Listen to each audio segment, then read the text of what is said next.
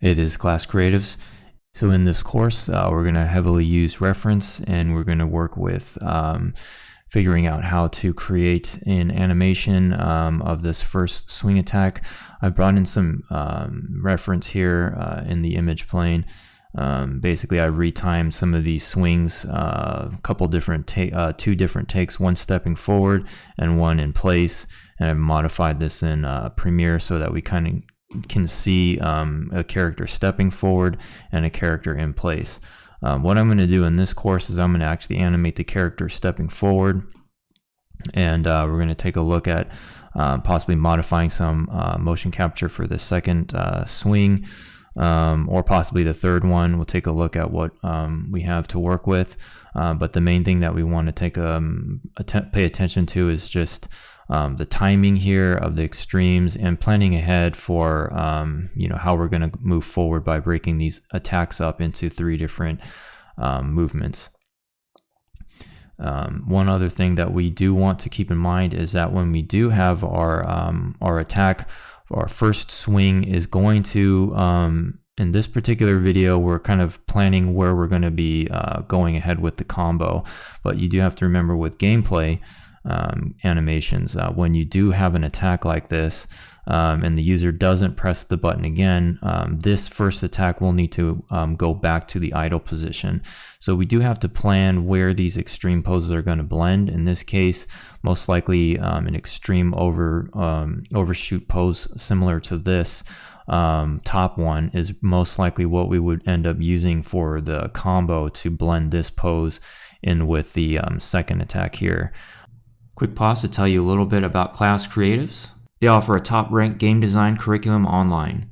All courses are taught by industry veterans with experience from studios such as Disney, Naughty Dog, Insomniac, Google, and more. Learn professional workflows such as 3D character modeling utilizing industry standard software such as ZBrush, Autodesk Maya, and Substance Painter. Character animation fundamentals teach the importance of video reference to bring characters to life utilizing Autodesk Maya and Unreal Engine. The entire character design workflow is covered from start to finish in their Masterclass offerings. The great thing about Class Creatives is the ability to learn at your own pace and your own schedule.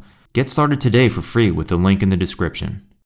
One other thing I'd like to note is this is live action reference that I'm using, and it's going to be a lot slower than the in-game final animation. So this is one technique that I like to use with reference, is that we find all of our key poses with our live action reference, but you can see from a gameplay standpoint, the anticipation of this pose takes almost a whole second. It's 20 frames to get from the idle position to the anticipation position, and that's just too long for a gameplay animation. Most likely we're going to have to cut that time probably way down to just a few frames. So we probably wouldn't want more than 2 or 3 frames to go from the idle position to this position. But what I'm going to do in this course is I'm going to animate it based on the live action reference, so we can use all of our poses and get a unique animation that we are planning basically from our acting here. And then we're going to take, I'm going to find an example from an in-game animation that has some similar movement, and retime the animation so that it works for gameplay, and I'm going to show you exactly how to do that. But we're going to do that all the way at the end, because what we want to do is basically create one attack animation that steps forward like this and goes back to idle. Then we're going to have a second animation that goes here back to idle, and of course our third animation at the final swing here will go back to an idle position. So we need to create all these unique animations, but we need to plan as we go to make sure that all these animations blend naturally, so that for gameplay all these animations can basically be interrupted by the user's controller. Okay, so now that we have our references in place, I've also included, as we stated previous lecture, this attack that we have that will just basically be one swing and then back to idle, and that's the first animation that we're going to want to create. And I'm going to start with the side view and work our way to the front view. In the future, I just want to get the rough timing, and I want to get the footwork. So right now what I'm going to do is I'm going to go ahead and hide these other 2 references just for speed and efficiency. And I'm going to go ahead and start to kind of put some rough posings in place for this animation. I do want to note my space switching in the Art Tools rig. I like to work in the local IK space, so if you go ahead into the GUI and then you select the controller for the arm, if you right click, you can see in the space switching I have body space selected. I also have body space selected for the elbows as well, and the reason why, well, actually in this particular one I don't. If I go ahead and switch that, we can switch these over to the body space, and what that will do is basically now that when I move the character forward and back, he will the controllers here will stay in place. So that's one great thing that you want to kind of keep in mind as you working with the character. You may want to choose to be in FK space. The shoulders I have in FK, and so if you right click on the clavicle here, you can select clavicle FK mode, and that's going to give you these FK controllers up here, which will allow you to rotate the character's shoulders instead of translating them. You do have the option to translate them as well, so that's why I like to have them in the clavicle FK space. So those are basically the upper body controls that I'm going to be using that I've changed, that I particularly like to be useful. I'm just going to go ahead and switch my viewport back here just so our reference can not flicker like we were seeing before. And then we're going to get started with this animation. So what I'm taking a look at here is that even though in this particular case this animation is going to have one step, he does go back to the original starting position. So we're going to try to emulate that type of movement. If you do notice, his footing is different. So what we're going to want to do is kind of create this step forward and then the step back. And we're going to rough that in. So what I need to do is basically grab these kind of controllers, and we're just going to keyframe this character in place to basically try to get a position that's similar to what we have in the frame here. One thing that I do like to keep in mind when I'm doing this animation is to kind of, I typically do like to work in layers with the lower body, but with an attack animation like this, there's a lot of complex movements happening.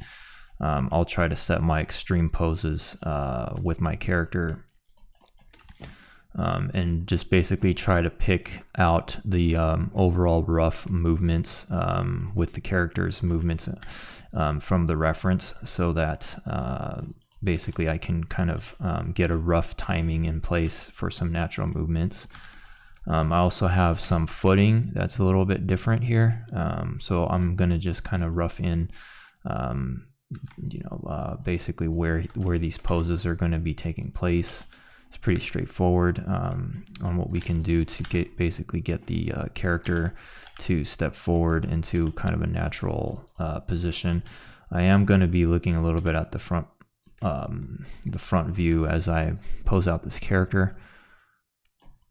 I do have another reference for the front when we start to kind of polish and make the pose more natural.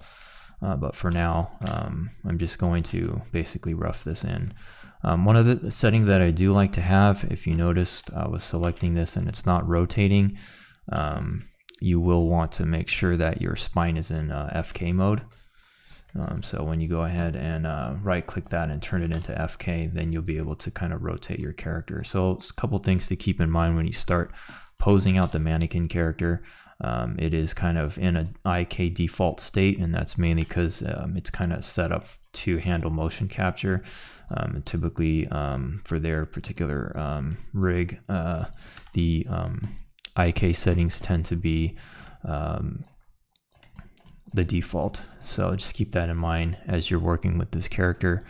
And you can basically pose this any way you like. If you like the default controls, you can use the default ones. If you want to switch to FK, if that's easier for you, you can do that as well. So it's a very versatile rig. I'm just basically showing you one way to get there very quickly.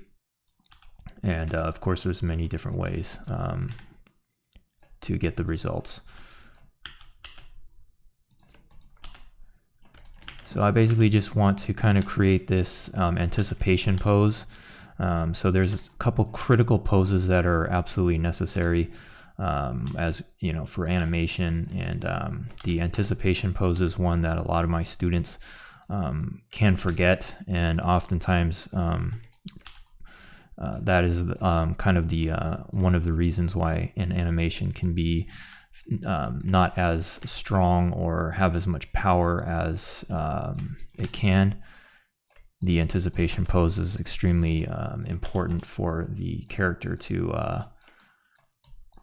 convey the essence of the power, and the bigger the anticipation is, typically will give you even more energy in the actual swing. And if you'll notice in gameplay, especially when we start doing this third attack, the anticipation will be the longest and the largest, and it's a gameplay decision as well, because if the attack is going to deliver a really heavy blow to the enemy, you don't want to you would basically want to have some leverage for the gameplay, so that it basically kind of costs the user a little bit of extra time so that they're vulnerable for the attack.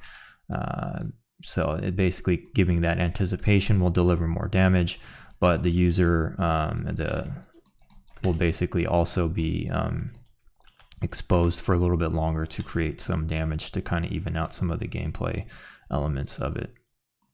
So we can experiment a little bit with the anticipation pose of this character. We might need to modify it a little bit since it's a sword, and it's a little bit less heavy than the pose in the actual reference, but we can tweak that as we go. I just basically want to kind of rough in the timing of this anticipation. And in this character, there is there's a knee twist controller, and that controller is up in this area.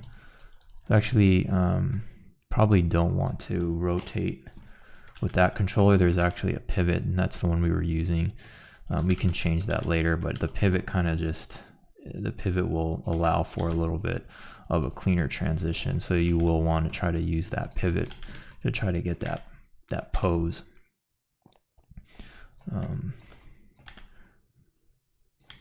Basically want to give a little bit of a lean back as well to this character. You can kind of see there's some nice line of action as the character kind of leans back and rotates forward. So as you're posing out your extremes, you want to be looking for lines of action in the body. You try to imagine a line running through this character's head all the way through the arm and the legs going forward, just to kind of create a nice line of action. And that's kind of what the reference is for, to kind of get you a nice starting point to create a natural looking animation. So we probably are going to tweak this anticipation pose as we go.